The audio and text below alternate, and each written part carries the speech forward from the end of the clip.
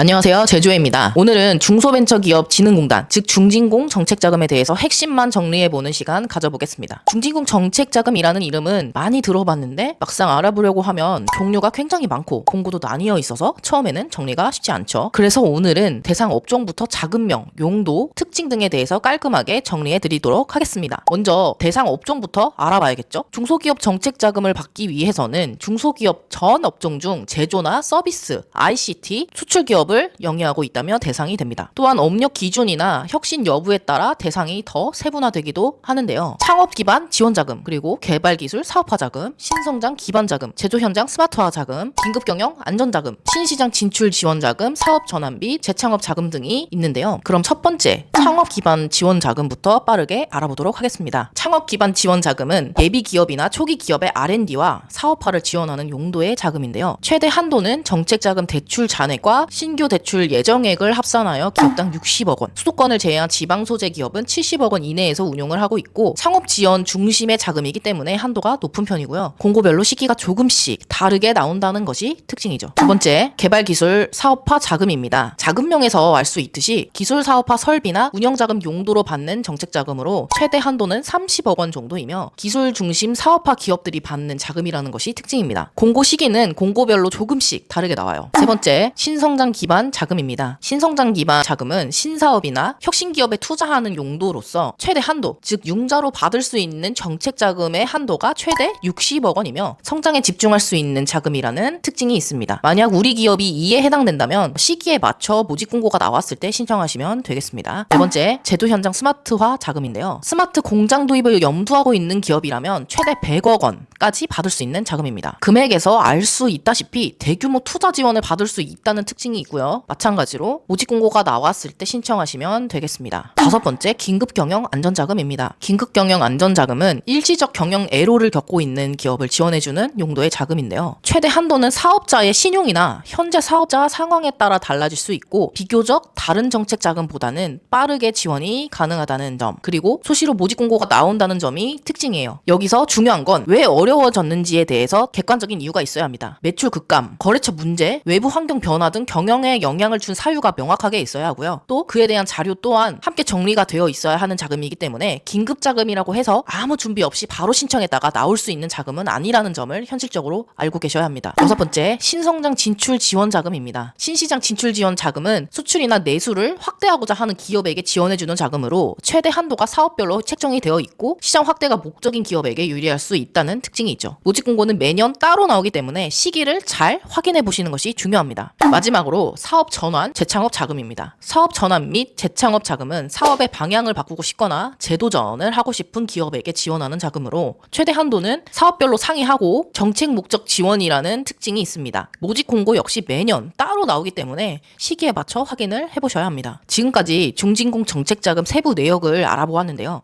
이 자금들의 특징이 몇 가지 있습니다. 바로 성장, 혁신, 기술 중심 자금이 포함되어 있다는 점, 그리고 일반 대출형과 2차 보전형 등의 종류가 다양하다는 점, 기업 성장 단계별 맞춤 자금으로 구성이 되어 있다는 점, 공고별, 정기, 수시로 신청이 가능하다는 점, 마지막으로 일부 자금은 예산을 기반으로 조기 마감될 수 있다는 점이 눈여겨볼 만합니다. 자금을 쭉 살펴보면서 한도 이야기가 정말 많이 나왔는데요. 여기서 말하는 한도는 받을 수 있는 최대치를 의미하는 기준이지 처음부터 그 금액이 한 번에 나온다는 개념으로 이해하시면 안 됩니다. 실제 실행 금액은 회사의 규모나 매출, 재무 상태, 그리고 자금 사용 계획에 따라 단계적으로 결정되거든요. 그래서 처음 신청할 때에는 지금 우리 회사 상황에서 현실적으로 정책자금으로 지원받을 수 있는 금액이 얼마냐, 이런 관점으로 보시는 것이 좋습니다. 이처럼 중진국 정책자금은 종류가 이렇게나 많기 때문에 어쩌면 대표님들께서 헷갈리시는 게 너무나 당연한 일이죠. 또한 중진국 정책자금 외에도 여러 기관들에서 받을 수 있는 각종 지원 사업들도 굉장히 많기 때문에 사전 체크가 반드시 필요하죠. 정책자금을 활용하여 내 기업을 더 가치 있는 기업으로 만들고 싶진 않으신가요? 내용이 유익하셨다면 좋아요, 구독 눌러주시고 더 자세한 내용은 제조의 네이버 카페 또는 댓글 1:1 문의하기를 클릭해주세요. 감사합니다.